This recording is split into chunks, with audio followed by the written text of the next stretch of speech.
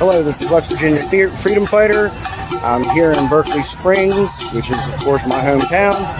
And I'm at a Black Lives rally that we're having here in town. And so far, it seems to be peaceful, and hopefully it'll stay that way. And I was just standing with one of the organizers, was speaking with our local sheriff's department. All right. Hello. How you doing? Good. I'm doing well today. Okay. I wanted to ask you exactly what is your stance on this. I mean, I understand as I was walking up, right. I was hearing no justice, no peace.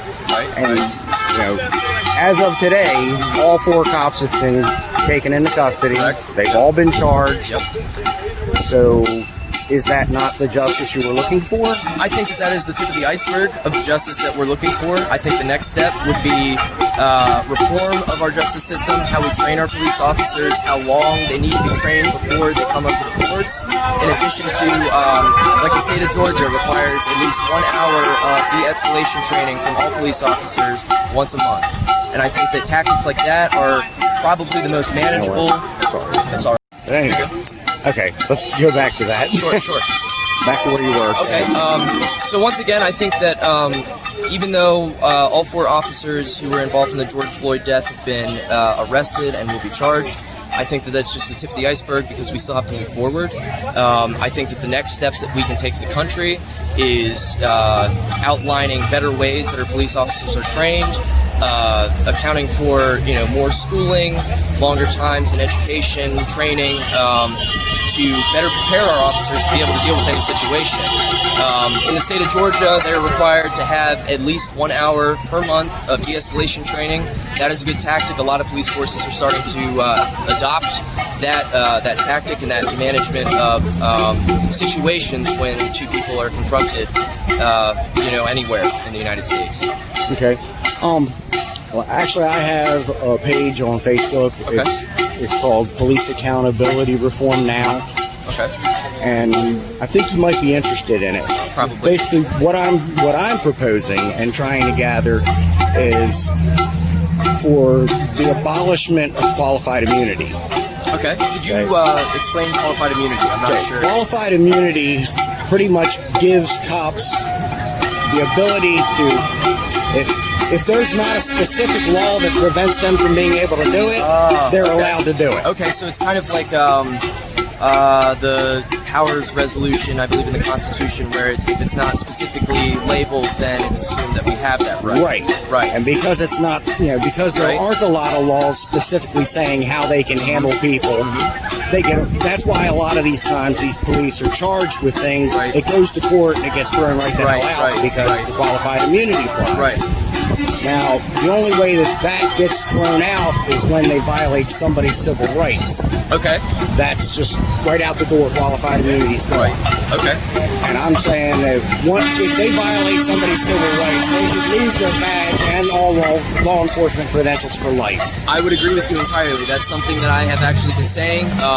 If I go out, I install solar for a living. If I go out and I mess up an array, luckily the for all the stuff you got. Oh, thanks, man. Whenever I work on a solar array, and if I mess that up too terribly, there are consequences that I have to face, and I might not, I might lose an electrical license, I might lose my job. There's all sorts of things that would come down as consequences should I mess up my job. And I think that it's extremely important that there's a higher level of accountability for officers when deaths like this happen to ensure justice is served. equally and fairly to all people, and then specifically black people as well. Well, okay, now you and I are gonna reach a point of contention on that. Okay. Okay, the justice system is supposed to be equal justice for all. Right. Okay, so it shouldn't matter. Skin color should not matter whatsoever in the justice system, right? One way or another. Right. Yeah, there shouldn't be a different justice for. I agree, and maybe that wasn't exactly clear. Well, I mean, and this is one of the things I was getting at. I mean, today's environment, we've got these laws now that, a black and white man get into a fight, the white man might go to jail for federal charges. It's unequal justice. Right. It's special treatment for minorities. Right. The white man doesn't I get. mean, I could see that. I'm not too well versed on that particular subject between, who gets prosecuted. It's the hate crime laws. Right. Okay. Have you ever heard of any minority being charged with hate crime laws? No, I have not. Yeah, even up in Chicago, when those 4 teenagers raped and killed a retarded child, there was no hate crime charges. Right. Unfortunately, I mean that situation is very difficult to try to mitigate. I think that justice needs to be equal. Lady Justice is blind, so we think, so she should be. And I think the most important step going forward is making sure that we have a justice system that accounts for all people being tried and were defending themselves, and that they do see their fair trial, because that's written out in the Constitution. On top of that, the next step, go out there and vote. That's the most important part. Research your candidates, research them thoroughly enough that you know their agenda, you know what they want to try to bring to the table whenever they're elected, and make sure you're making wise decisions. I'm not going to tell you how to vote down party lines, that's not what I'm here to do, but research your candidates. That's important. That's the most important part. I would totally agree. Thank you. Thank you very much. You have a I good appreciate day. the interview. Equal through segregation, wrongful deaths, and racial profiling, I know for a fact that I have not experienced. That's right. That's right.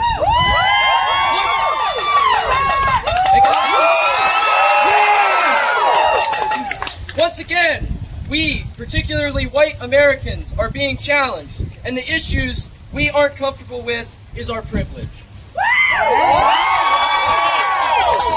Not only is it a time to call for reform of our justice system, it's time for us to reform the way we think. The way we think about ourselves and others, sorry.